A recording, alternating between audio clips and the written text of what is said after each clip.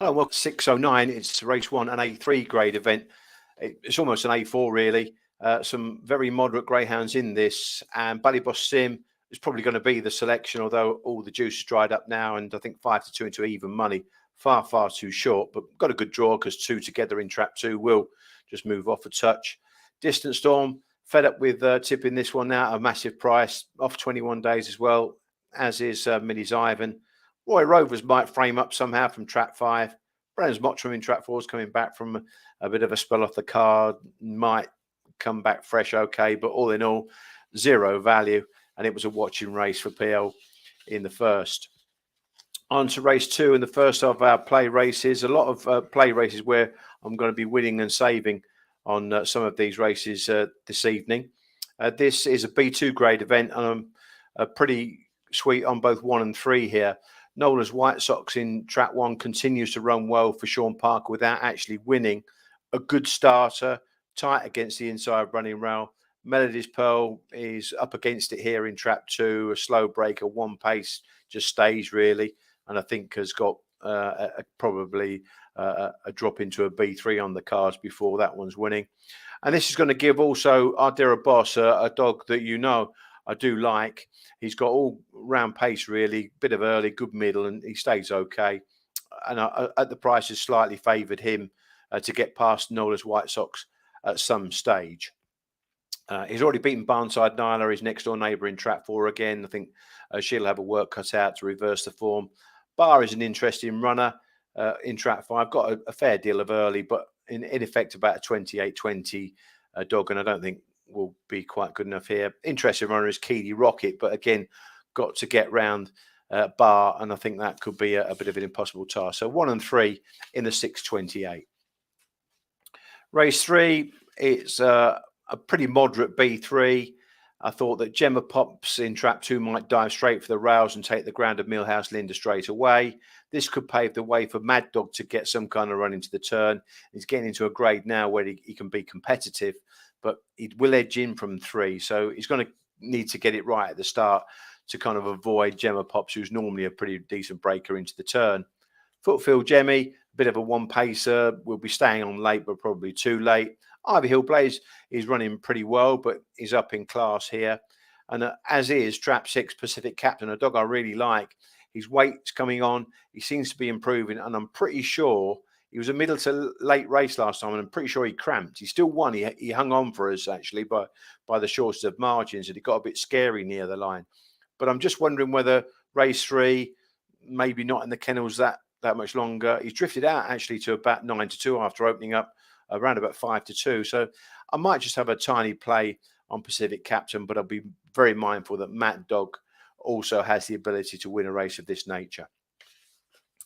In race 4, this looks a pretty decent chance for Swift Yasmin, who bounced back to form in no uncertain terms last time out.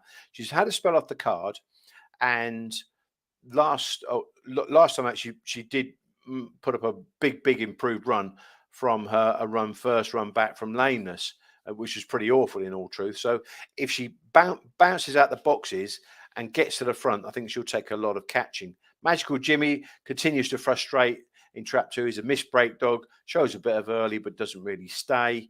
And you've got one paces in 4 and 5, Fire Queen and Pinocchio Jim. The other two, Tulloch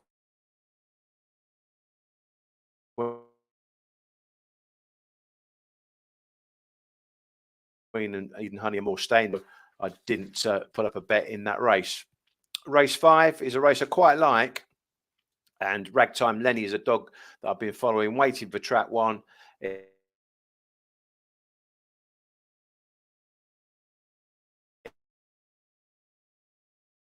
It's a slightly easier, and Adira Toby also is a dog that has been running all right, maybe slightly easier race this one. So I'm going to play the pair of them 1 and 2 here. I'm a little bit worried about Lightfoot Shat bouncing back to form. He was an A1, A2 dog, had a spell off the card, and as we know, Sean Parker is a magician with getting his dogs back 100%, but he didn't look quite right last time out. But I would just be a little bit worried if he did get a good break and turned in the pitch here. Continues to take on Turkey in trap 6, and again, that has been a drifter. in the market.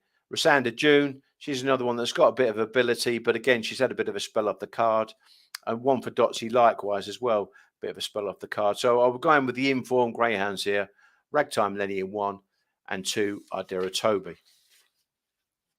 Race 6 is a race that's tricky enough, but at the prices I had to side with the unexposed nature of Trap 4 Trapper Millie, who ran really well in that horrible ground that we witnessed last Monday. The form is not great, and you know, a lot of dogs are going to improve and scratch your head, I would imagine, from that sort of form.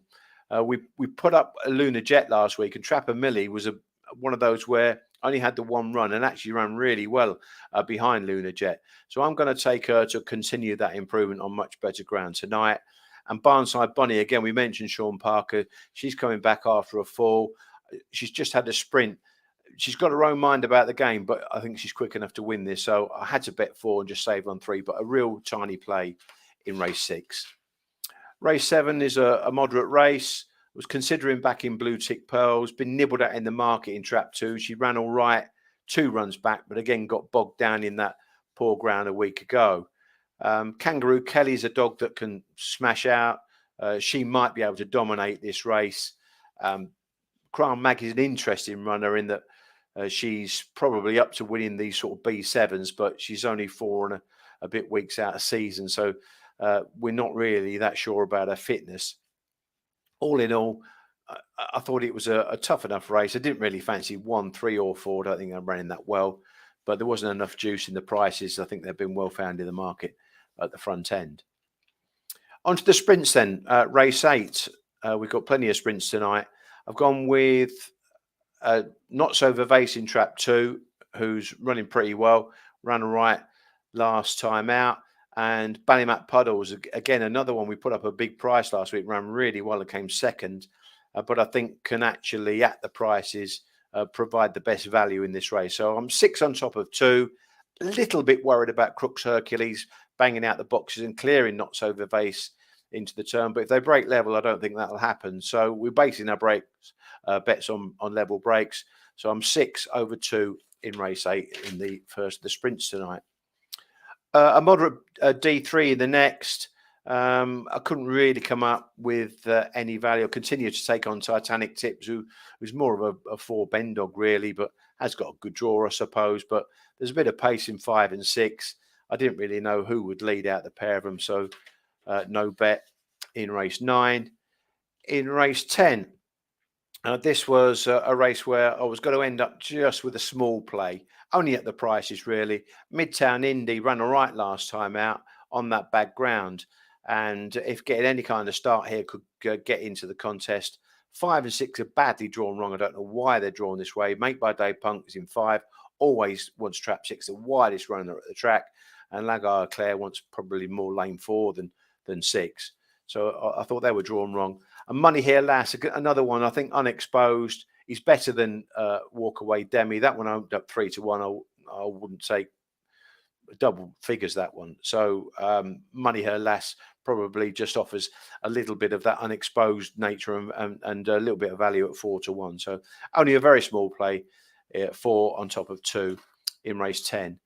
Race 11, another D3 grade event. I thought this was really, really tough to call, and I couldn't come up with any bet whatsoever. There's a bit of speed in 1 and 2. They're missed break, early pace characters. I couldn't decide which one of them would get to the turn in front.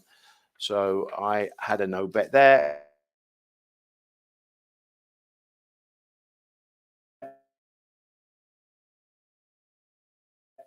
And in the 12th, and again, there was no play in the lucky last. Let's have a look at the bets.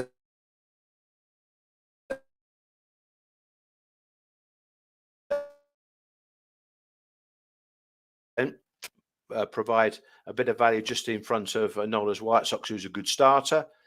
In the 7-18, I've gone for 1 in front of 2. Ragtime Lenny, decent price, 3 to 1. I think he'll dominate up on the inside. Very small play in the 7-36. Trapper Billy, just in front of Barnside Bonnie. In the 8-17, sprinting, and Ballymac Puddles is running really, really well. Hopefully in this one convert into a gold medal tonight. and just save on Not So Vivace, who's showing good speed to the turn. And a small play in the 854, 4 and 2. Hopefully we'll get a few winners and we'll see you on Wednesday.